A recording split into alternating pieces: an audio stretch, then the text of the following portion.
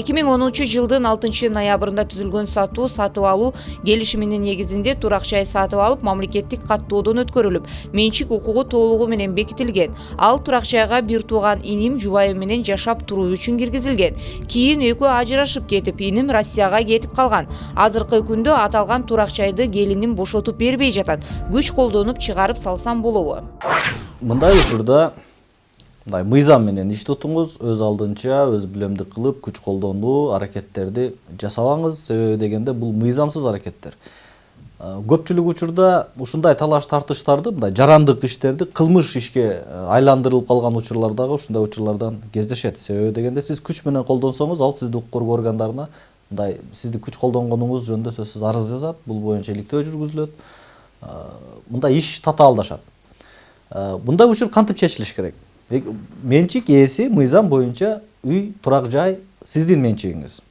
Демек, менчик ээси өзүнө тиешелүү турак үйүн өзү каалагандай пайдаланат, каалагандай тескейт. Демек, ал менчик укугун сиз өзүңүз каалагандай пайдаланышыңыз керек болот. Ал жерден турак жайыңыздан чыкпай жашап жаткан жарандар бүгүнкү күндө мыйзамсыз, сиз ал боюнча ошол үй бүлөдө сиздин үйүңүздө канча жаран жашап жатат, ошол жарандарды үй бүлө мүчөлөрү менен биргеликте башка турак жай бербестен турак жайдан чыгаруу жөнүндө атайын сотко доо арыз менен кайрылыңыз. Сот мындай учурда сиздин арызыңызды канааттандырат. Себеби дегенде менчик ээси сиз болуп эсептелинесиз. Бул жерде эч кандай талаш болушу мүмкүн эмес. Ал эми соттун чечими күчүнө киргенден кийин атайын соттун чечимин аткарууга ыйгарым укуктуу мамлекеттик орган, демек соттук аткаруучулар кызмат бөлүмү аларды мажбур түрүндө турак жайдан чыгарып беришет. Андан кийин сиз өзүңүздүн турак жайыңызга кирип, өзүңүз каалагандай пайдаланууга толук укуктуу болосуз.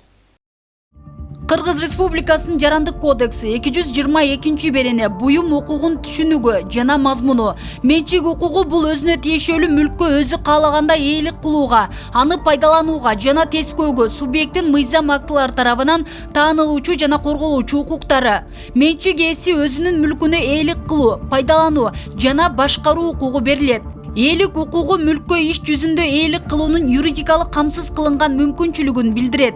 Пайдалануу укугу мүлктөн анын табигый пайдалануу касиеттерин алуунун, ошондой эле андан пайда алуунун юридикалык жактан камсыз кылынган мүмкүнчүлүгүн билдирет.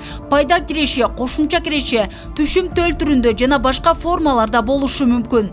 Тескөө укугу мүлктүн юридикалык тагдырын аныктоонун юридикалык камсыз кылынган мүмкүнчүлүгүн билдирет.